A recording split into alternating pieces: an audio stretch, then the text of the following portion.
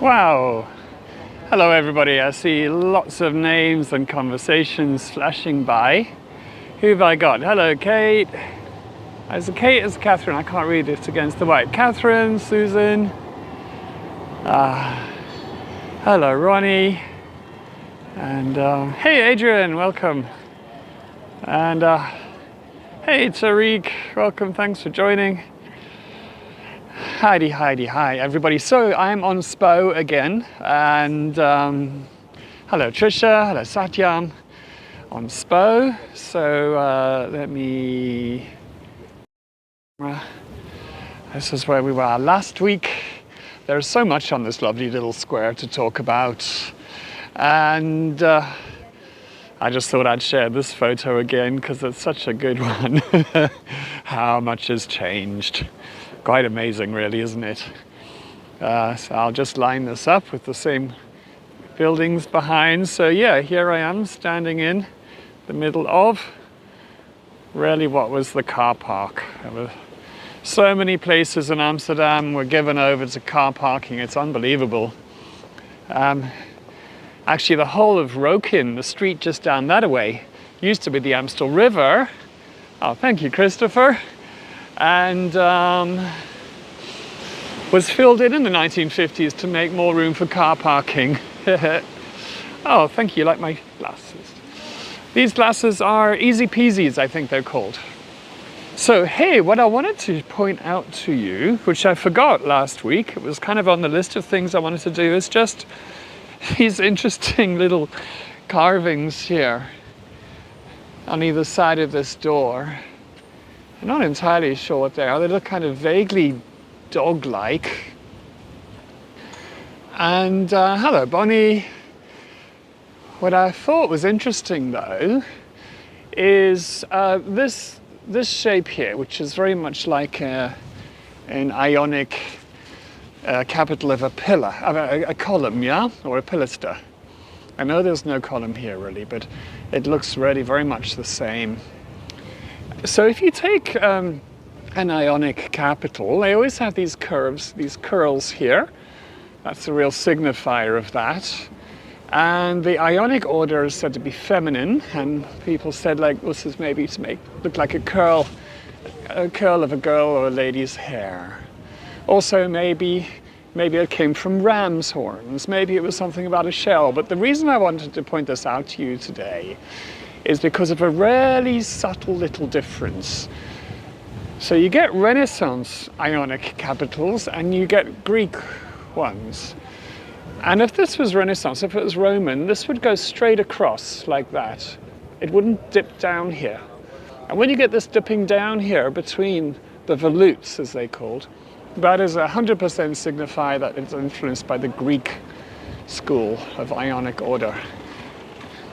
I love these kind of great, strange little obsessive details like this, I must say. Okay, but back onto this week. It's windy. You can see the trash bag blowing here in the wind. Kind of windy, but if it's not raining, I'm always happy because my goodness, has it rained recently. And it's all about buildings today. It's about buildings a lot, I suppose. Actually, no, there's some other stories as well. But this one here, let me try and line this up well. So, building here, and here is an old picture of it from more or less here. So not much has changed really, very, very, very similar. It's just got a little kind of a conservatory thing on it over here. Now, this is now home to the rituals store, and let me get a better view from it here. Home to the ritual store, a little bit more about that later. It's built in the 1890s. Oh, Susan, I don't know, I'd have to go back and have a... It looked like it's some kind of a dog or something. Maybe it was howling, who knows? Okay, I'm not sure. This was built in 1891-92. The architect was Ed Kuipers. And it was built as a furniture and a carpet store. and the company was Janssen and Sons. Okay. Now the style of this building is French Renaissance style. Neo-French Renaissance style. And you'll see it's unusual for Amsterdam because it has these sort of hints of Beaux-Arts. Let me show you some details here. This is kind of unusual for Amsterdam, this type of thing.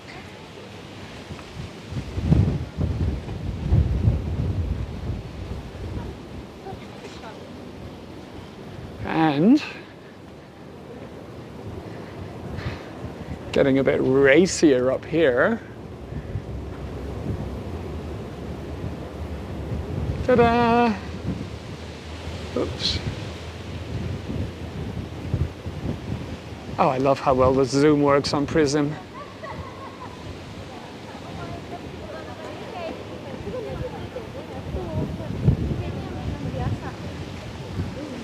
And actually, I'll show you that a bit later. So yeah, this was very, very, very modern in its construction style because it actually has an iron frame. Oops, there's one front over something going backwards. And because it had an iron frame, it meant that they could have these extremely big windows. And so they're huge. Because they didn't really have to be load-bearing because the load was being borne by the frame. So in that way, it was really one of the early, very modern buildings in Amsterdam. Now,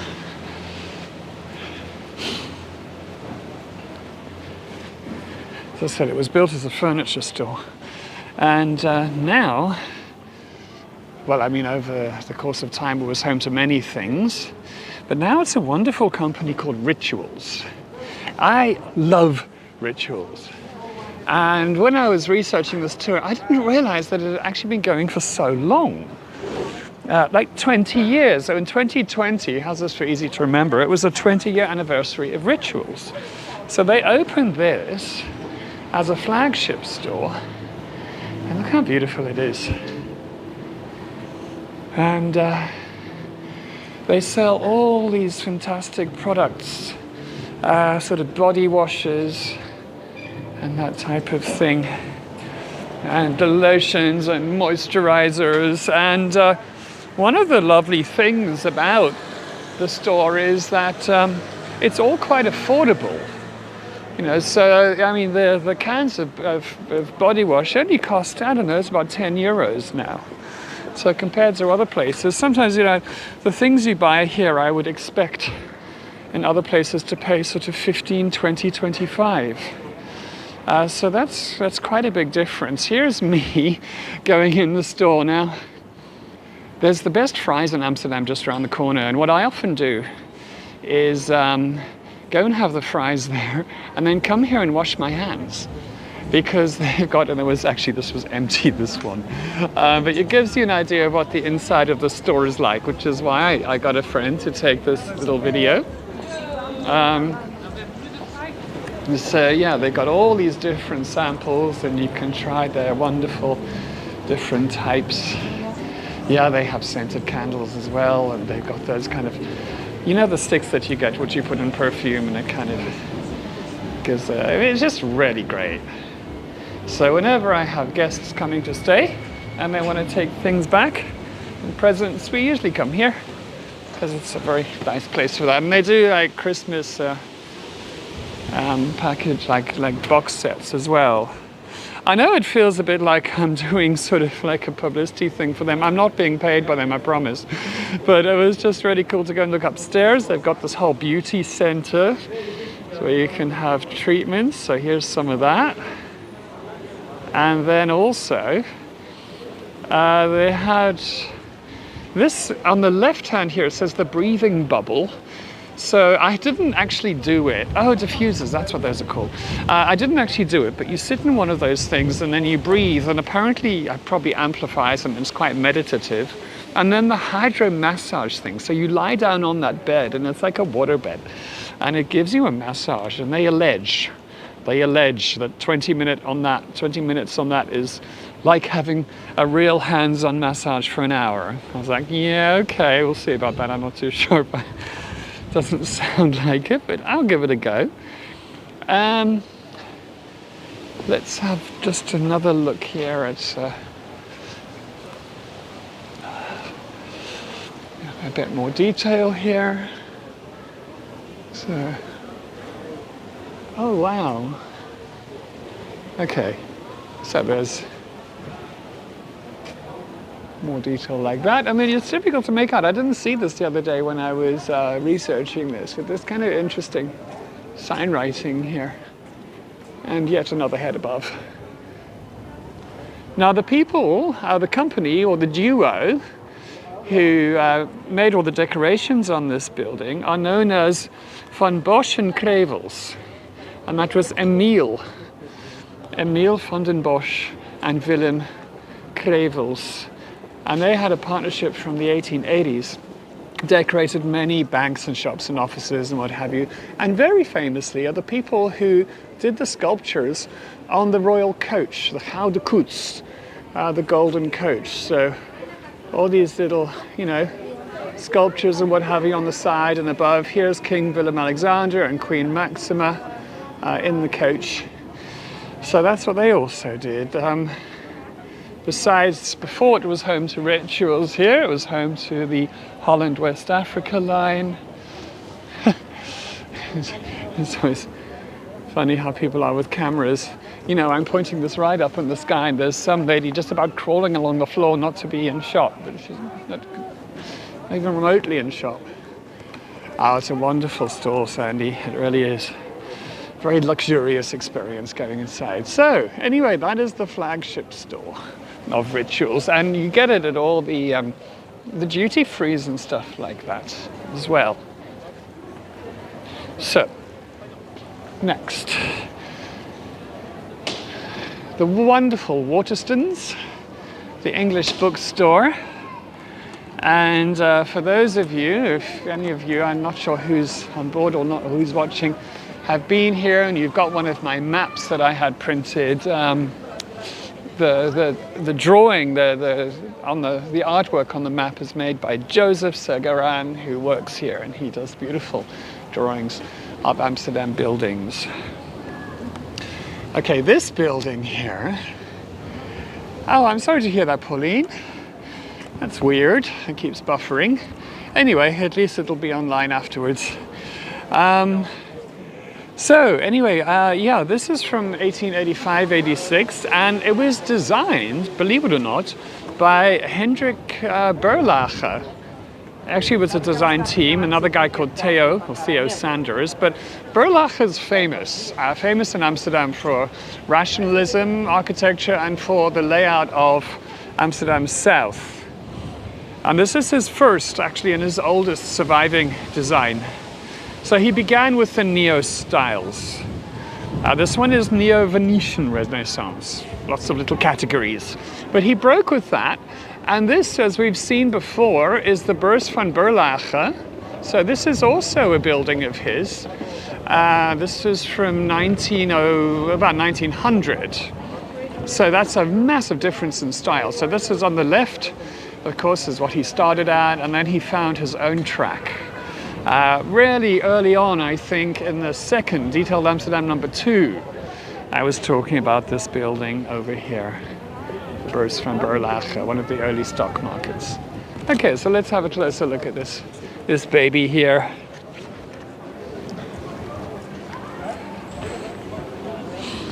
It was a furniture store at some point. There was glassware and china and pottery and that type of thing initially, and that's why they have these little details here of people's faces above the windows. Remarkably good condition, I think. And what I love about this is these people are so obscure nowadays. I mean, I hadn't heard of any of them. Maybe that's just my ignorance. But these two here are the Krabeth brothers, who are famous. When I say two, obviously on the arch to the left is the other brother. The Krabeth brothers, who made stained glass, and a lot of the stained glass in the cathedral in Gouda. And then you got people who were important in both the pottery and the faience world. Faience was a way of glazing pottery with tin that gave a sort of a white glaze that you could decorate well. I just think it's really kind of specific and obscure, and I kind of like that. Kind of a geeky kind of way. Hi. Right. I'm just going around the back of the flower store. Oh, sorry. All over the place, getting in people's ways. Okay, look at these lovely big pink lilies here. Amazing. Oh, look at these purple ones. Gorgeous.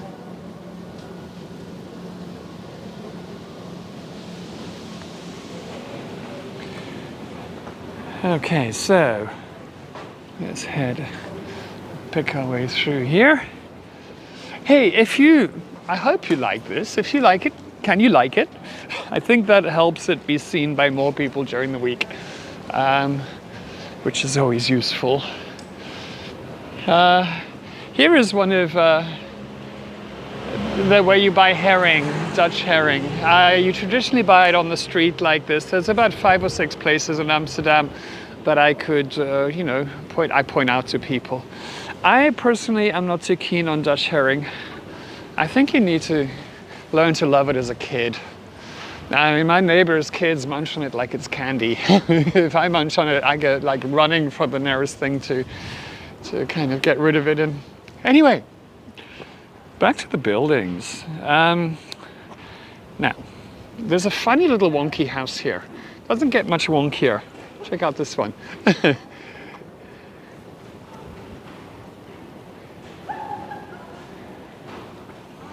With people in the window. So it's part of the seafood bar, which has taken over quite a lot here. But anyway, this was originally from the 1600s. Antje, are you with us? Buffering at the moment. That's odd. I haven't changed any of the settings as far as I know. Anyway, it's originally from the 1600s, and it would have had a stepped gable, and it was renovated in 1885, and that's when it got this kind of neo-Renaissance, kind of eclectic facade. There's a lot going on here at this building.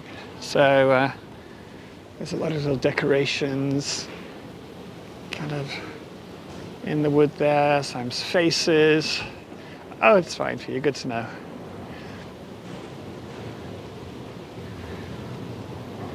Let me just show you. I did a close-up picture. I'm just fine. Here we go. Here's just kind of taken with my proper camera. A bit of client closer detail on there. Yeah, so it's kind of cute. Way down the cellar here, I mean, this is such a funny entrance to the cellar. I think it's kind of over the top for like such a little building. I'm used to this type of kind of bacon stripe kind of stonework on much grander buildings. Anyway, there's the cellar, and this actually used to be the entrance to Karel's Beer Hall. And Karel is like the Dutch version of Charles, and beer halls. So yeah, much drinking late into the evening, no doubt. And now I can't go. Oh, I'm trying to unshare a picture, but I'm actually not sharing a picture.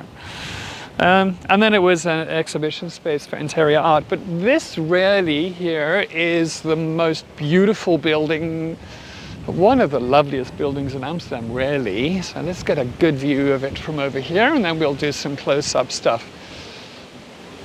Amsterdam has a fair amount of Art Nouveau, and but not in the super French style of it, much more the Jugendstil, the German version. And this building here is pretty cool for that. And it was actually built for a German immigrant who was a photographer. His name was Max Buttinghausen, and you can see the name here in the mosaic tiles in this long strip across the middle here. So let's guess. There's an umbrella in the way, but it says there M. Buttinghausen Photography Artistique. Now, he lived in the top 2 floors. So let me just check I'm not zoomed in. Oh, I am zoomed in. He lived on the top 2 floors. He had his studio right at the top, and he lived below that. And the idea of the studio at the top was to let a lot of light in. There was actually a glass roof. And the building, if you go right at the top, there's 3 little sort of arches up at the top. And let's see if I can zoom in.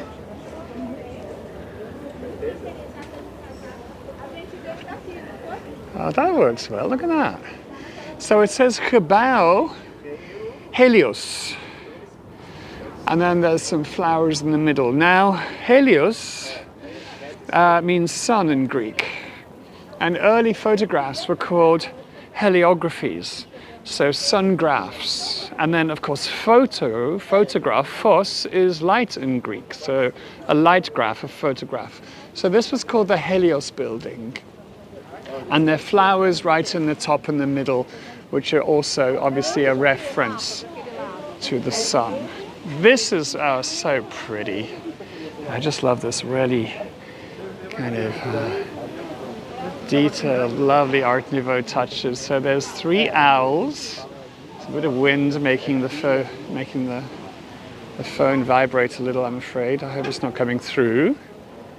And then on either side of that central owl, there's a very stylized sunflower as well. Gorgeous, eh? Okie now. Oh gosh, I just about tripped over something. Oh! Oh, the trials and tribulations of being an online tour guide. Okay, check this out. So this really is sort of wonderful, sort of high Art Nouveau. So there are these 2 female figures here. And they're reaching up towards sunflowers, and they also have hand mirrors. So the sunflower and the hand mirror is a reference to photography, because you needed light, and of course, you know, the mirror is to do with reflex lenses and what have you. And look at how this used to look in earlier times. You know, I'm famous for saying, oh, nothing ever gets better. But in this case, it certainly did. Because, let me just find the picture. This is from the 1950s. Can you imagine? I mean, actually having such a beautiful doorway and then painting over it like that. I mean, so yeah, some things do get better. Great weather you have over there in Amsterdam. You're a bit jealous. Well, it doesn't feel so great. Well, it has rained all day, Antje. But yeah, at least the rain's gone and we got a little hint of sun in the sky. I was very relieved to see the rain passing. Very much the sun building, David. And over on this side, you've also got 2 more female figures, and they're reaching for apples. You can only guess what that was a reference to. Okay. And beautiful, eh? Okay. Now.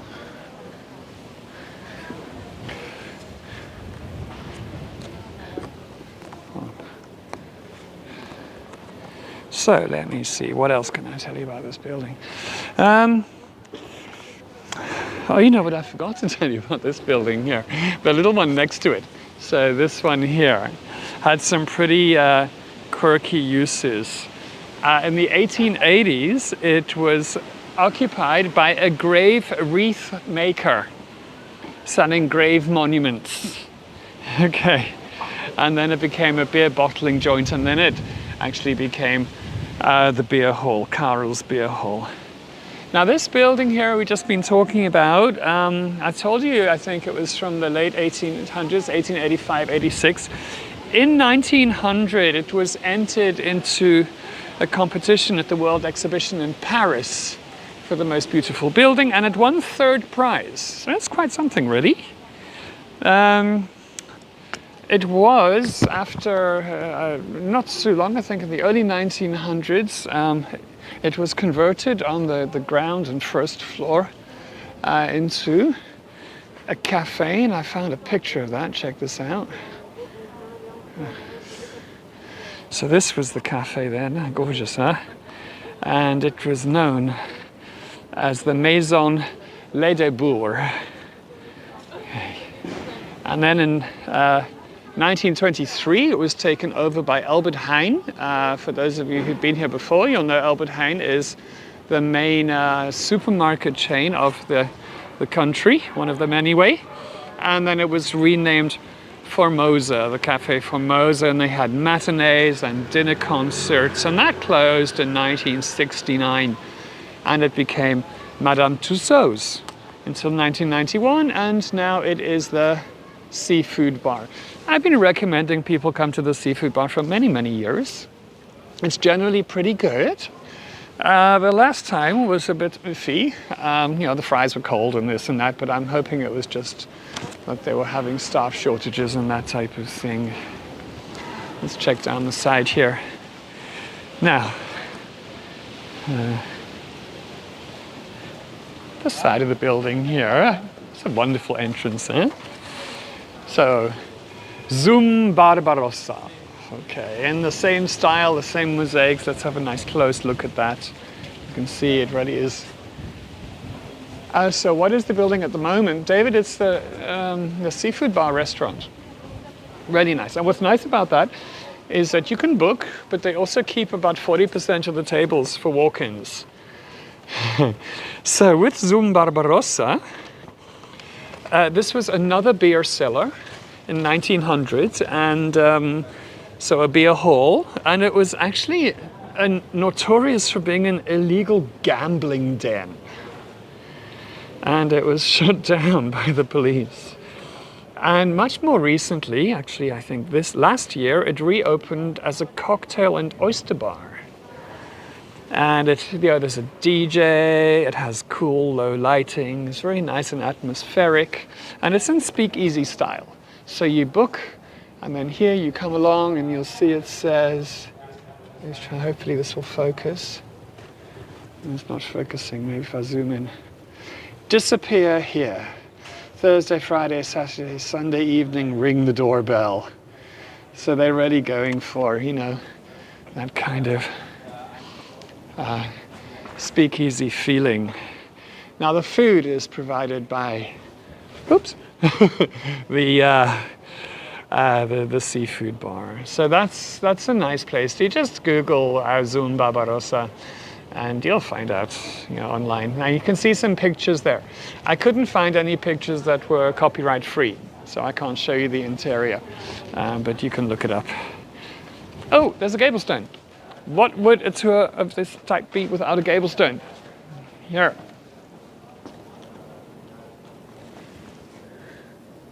Now this was on the front of the building that predated this building. And it just depicts a Dutch village. It's actually a village called Kortenhof. And it's a village on a dike. So this, oh, where's my finger in the shot? Oh, this here is the dike, the Bank of Earth. And the village has been shortened by the artist. You know, there's a church at one side and the windmill at the other, and then the village is kind of squeezed in between. But that would often happen, you know. I mean, buildings would be replaced, but they would keep the original gable stone and put it into the new building. And that was from 1655. So, and great big building here.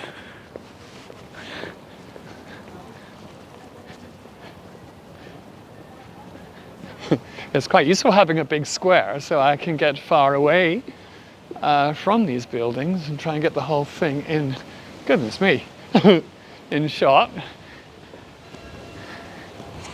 This is called the Maagdenhuis.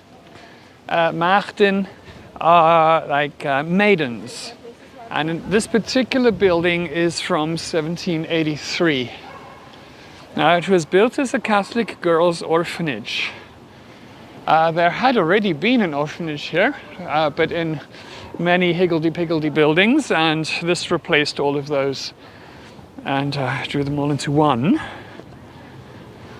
It has 4 wings, and there was a courtyard in the middle. Now, this style here is neoclassicism, and it was said at the time that it was without any beauty or decoration, but solid and strong. Okay, so that's what they were going for. And up there is the tympanum, and I managed to zoom in and take a picture of it. Come on. Okay, here we go. So here's a picture of it. You can see Jesus in the middle, looking after orphans, which is kind of what you would expect from a Catholic orphanage. And I found some lovely old pictures of this building, so let me get to more or less the same spot, because it must have been somewhere over here. There's a picture of Queen Wilhelmina and her mother. So the Queen Mother, where is it? Oh gosh. Oh, I don't think I loaded that picture, that's annoying. Oh well. Let me show you the inside courtyard for now. This is the inside courtyard. Okay, as I said, it had 4 wings and a big space in the middle, open to the sky. It also had a great big church inside, and here's a picture of that. Beautiful, very, very beautiful. And that was down the left-hand side of the building. And, oops. Oh, I can't believe I don't have that picture of the Queen and the Queen Mother. Sorry about that. I'll put that in the Facebook group. Yeah, with these... well, you know what? Maybe I can even do this. Maybe. I can maybe even do this as I'm talking. So I'm going to try something completely different. And see how good I am at doing this. There, oh, here it is. So I've never tried to do this live before, but hey, that wasn't too difficult. Wow. Okay, here is, as I said, Queen Wilhelmina and the Queen Mother, Queen Emma, who was married to the King Willem III, arriving to visit the orphanage in those much more elegant days. So, okay, where are we up to here? And do I have any other old pictures to show you of the orphanage? No, that's it for now. Okay, so in 1953 it was sold and renovated. Now, I popped in the other day. As you can see, the front door's open. It's part of the university. I couldn't get much further than the reception area, but that's okay, because that's all I needed to see. And I was chatting to the person there, and you know, in the 50s, the whole thing was renovated. Everything inside is gone. That beautiful chapel or church I just showed you is gone. What they did is they covered in the central courtyard. So here's a picture of that. This is now taken inside, and this is what it looks like. Okay, but this building here is very famous for being occupied by students, okay, and protest. So it became the University of Amsterdam, one of their admin buildings anyway, in 1961. And it's been occupied between 1961 and 2015, which was the last time it was occupied. It's been occupied 11 times.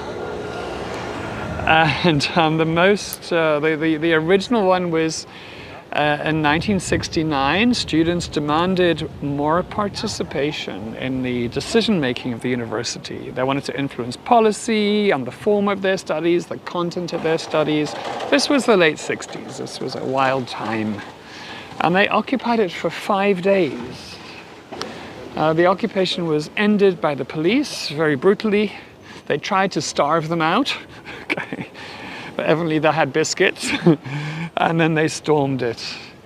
And I couldn't find any pictures of that, but here's a sort of a sit-in outside for 1 year later, from 1 year later, on the very square where we are now. So this was in protest of something or another. There's never a shortage of things to protest about. And then here, as I already showed you, but this is the most recent protest, something to do with the Occupy movement in 2015. So occupied by 300 students, a big clash with the university board, again accusing them of being undemocratic, and again they were actually evicted by the riot police. So, you know, this square could tell a story. They also have a book fair here, 1 day a week. I'm in the chocolate right now, good point. They have an art fair here 1 day a week. So yeah, good use of space. And then here, the last thing I want to talk about today is this building. It's from, again, the late 1800s, 1893. And again, the neo styles. So it was only that neo period. And kind of a neo-Renaissance look to it with all the little pillars and arches and everything. A lot of interesting detail. I mean, I don't particularly like it, but I think it's interesting because of all the different mishmash of things. Very eclectic. And this is kind of what I meant about, you know, the entrance to Karel's beer hall with this same kind of, this type of motif around it, which you do expect in a much more grand setting like this, not the basement of a building.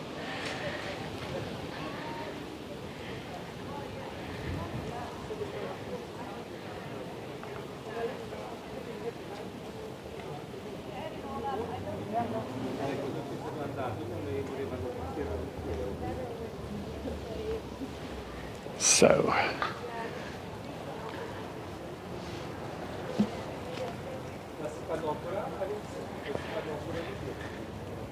hey, and now for something completely different. I haven't seen one of these on the tours before. I did show you, I'll just pan around, so, okay. I did show you before one of the green urinals that we called either de krul or an urinoir or a pissoir that we have in Amsterdam. Those have been around since the, when was it, 1800s. And we have more modern versions, and I see one has just popped up because these pop up in the evenings. So here is a modern version. This is a pop-up men's urinal so that men don't have to pee on the street, since apparently we're incapable of going to cafes and asking. So there you go, pops up in the evening so that 3 fellas can all relieve themselves in relative privacy. I think 3, yep, 3.